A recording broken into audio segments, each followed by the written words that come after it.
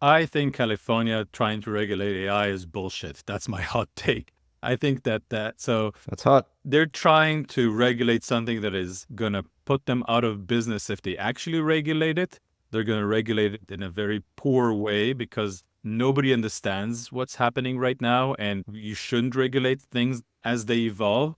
But the last point that I want to make is that even if everybody in the world, other than, let's say, Namibia, decides to regulate AI, and Namibia says, hey, we're not going to regulate AI. You can do whatever you want in the world. All the talent that you talked about, Yaniv, and all the compute is going to move to Namibia, and Namibia is going to be the next superpower. So there's no way for a government, if they want to stay in power, if they want to enable innovation, to be able to regulate any of this. So that's I don't know if it's a hot take or a contrarian take, or you're just going to say, yes, of course, that is the case. But that is my take on California trying to regulate AI. The California AI stuff is so abysmally typical of the dumbest legislature in the United States. I've never seen anything like it. I mean, like, who wrote this stuff? Yeah. I mean, Scott Wiener. it's going to blame the LLM providers for what applications do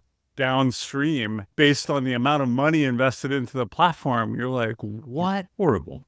So I don't think the governor will ever sign it, as bad as he is, but it is a harbinger of things to come from a regulation standpoint. That this stuff is so complex. It's way farther from what a legislator understands than autonomous driving. This stuff is like way beyond that. To worry about jobs is like worry about like so much that there's going to be a lot of dumb stuff. But the counterpoint is, okay, what do you do? There are going to be lots of dislocations. So who has the knowledge authority to do it except the companies that are lobbying for their own interests? So it's a political problem as well. And usually those don't get solved until after the problem manifests. So that's why I think California's moving ahead, but they're like clearly going to make errors. So I don't know what the answer is, but I do see the problem quite clearly. I think depending on your position on AI safety, what legislators are really faced with is nearly a situation like, imagine going back to the 1940s, if the technology for developing nuclear weapons was in private hands and the government was like, we don't like this, but also we don't understand it. But also, yeah, it is our responsibility to make sure that we govern in the best interest of our people. So we got to do something. Maybe even going back to the robots exclusion protocol, one of the reasons why it's been so stable for so long is self-regulation. I think industries like to talk about self-regulation, but I think if they talk about it, that's just bullshit. If they actually self-regulate, and I think what the robots exclusion protocol was a great example of self-regulation, then that gives them a lot more strength when the government tries to, I guess, be heavy-handed. So yeah, I don't know, like if I were in government, I'm not sure what I would do, right? It's actually, like you say, Emil, it's a really tricky problem.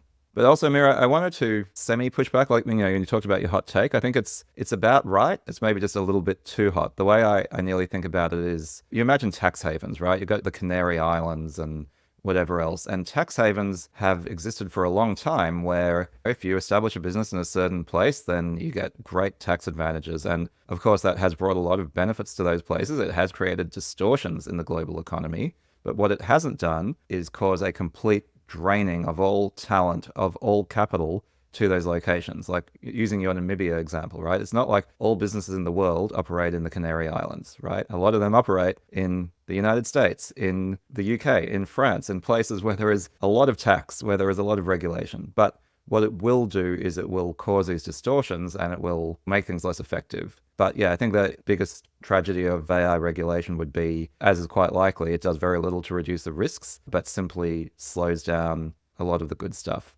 I think taxation is a bad example because taxation is something that you can live with. And if you pay a little bit more tax, a bit less tax, it's not revolutionary to your business. But if you are second to the AI race, think of like World War II. If the US would regulate the research for the nuclear weapon and say, whoa, whoa, whoa, let's do it more slowly, Germany would have gotten the weapon. This is not a like, let's get more tax or less tax. This is like the first country that will have general AI will have the new superpower, super weapon, I think. And if you regulate it now and you say you need to do more safety things, you will lose that race. Obviously, the big believer in capitalism, the difference between the Manhattan Project was the capacity of governments around the world were different. They had like the best and the brightest were way more likely to be in a government job. It was an honor to be at Los Alamos Labs as a scientist.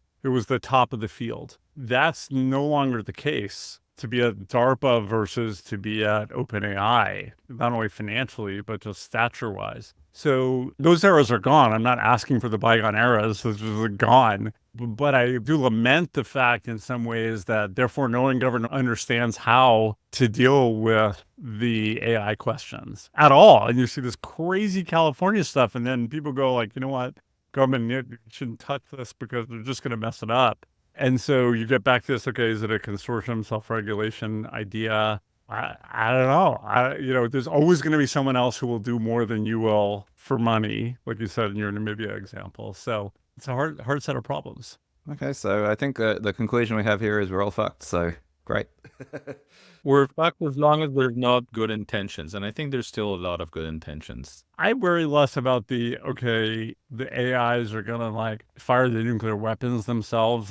Okay, maybe that's true. And more about like your intellectual property rights policy. Like no one is smart enough to understand in government today how to put that in place. Instead, what they're doing is saying you can only use this many teraflops to train a model, and that's it.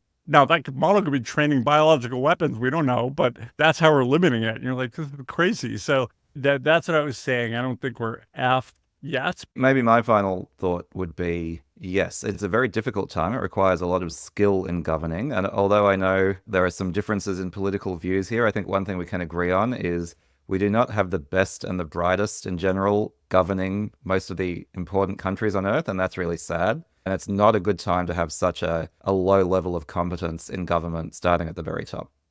That's a slightly depressing note to end things on. But yeah, really, really interesting times. And I think, we're all techno-optimists on this show. So we will figure this out. Yep, we always do. I think so. I think we will too. Maybe we're entering into an era where this artificial AGI concept is more freedom to do other things that are more enriching and more valuable, let's hope. Everyone will have time to start their own podcast. I do think humans need a mission, though. Yeah. Missionless humans are not a good thing. No. So decadence is not what we want to hit. We want to hit sort of different levels of happiness. So I think that'll be the broader challenge. Philosophy is making a comeback, guys. It kind of is. Yeah. Maybe you studied the right thing after all.